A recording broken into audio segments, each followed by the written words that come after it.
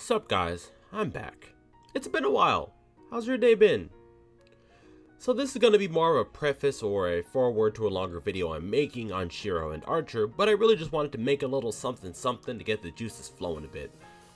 I see a lot of comments on various message boards or social media websites asking, how did Shiro beat Gilgamesh if Gil's supposed to be the strongest servant in fate? While you could just answer this with a simple, because Gilgamesh never mastered his sword abilities, so him and Shiro are comparable, I think we can do a little bit better than that. So to start, where did all these fancy sword tricks and shit come from? We know Shiro gets the basics of how to use a sword thanks to him copying Archer's style and training with Saber, but how is he able to hold his own at all? On top of that, where did he learn Roias or Unlimited Blade Works from?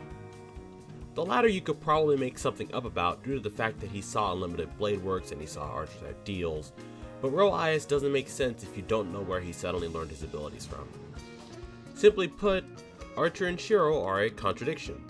If you're watching this, then you probably already know that Archer is a potential future version of Shiro, the heroic spirit known as Emiya. Two versions of the same person existing at the same place and time is not unlike magecraft that can allow someone to summon a future version of themselves in order to learn new skills. Archer and Shiro being in constant contact, such as Archer defending Shiro from Castor and their battle in the Ainsburn Castle, causes reality to want to correct this contradiction. As such, the more they come into contact with one another, the more Archer's knowledge and abilities flow into Shiro.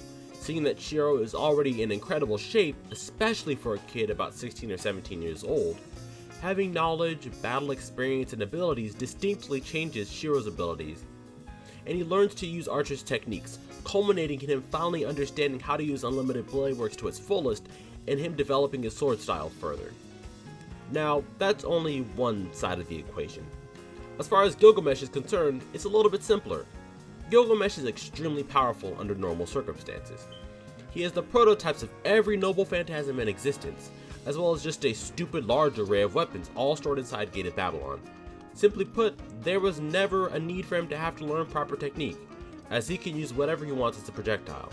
He has Enkidu inside there as well, which are chains that can bind someone and they get stronger the more divine this person is, and should he be pushed to the edge, he has Ea, his true noble phantasm capable of destroying whatever it wants. It's hands down one of the most powerful things in the Nasuverse, and it's one of the few things that Shiro, and by extension Archer, cannot trace or project, as its composition is beyond human understanding. Oh, and he also has a fucking spaceship, and a collection of the finest wines.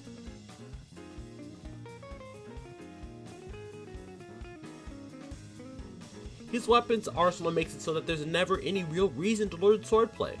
He can just stand back, not move a muscle, and flay open whatever tries to fight him, holding them down with Enkidu if they're more divine than a normal person, which is pretty much exactly what he did to Berserker in Unlimited Blade Works.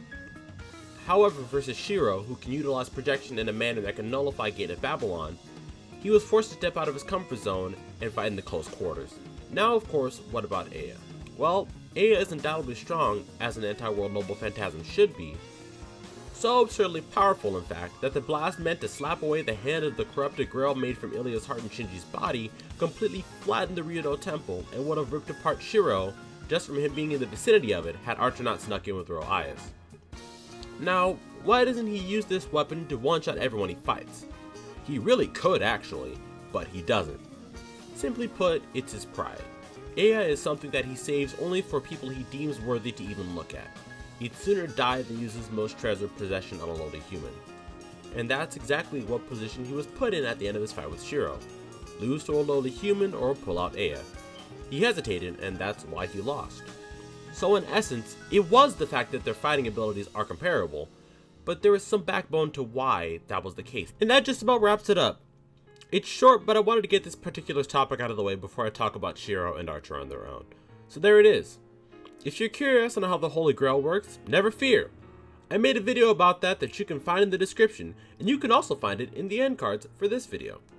And if you want to be notified about future videos, subscribe. I don't have a good upload schedule right now, but I'm trying my hardest to make videos more often. Check out my Twitter if you want to look at me ramble about stupid things like anime or video games or life, and check out my Twitch if you want to watch me play video games sometimes. Now that I'm done chilling and throwing out everything, I want to sincerely thank you for watching. I don't get a lot of views, but your individual view and your comments are very uplifting to me. I want to make more stuff for you guys, so please don't be afraid to give me suggestions on more videos to make. I'll be back soon with that Archer Shiro video. Until then, take care and have a wonderful evening, everyone.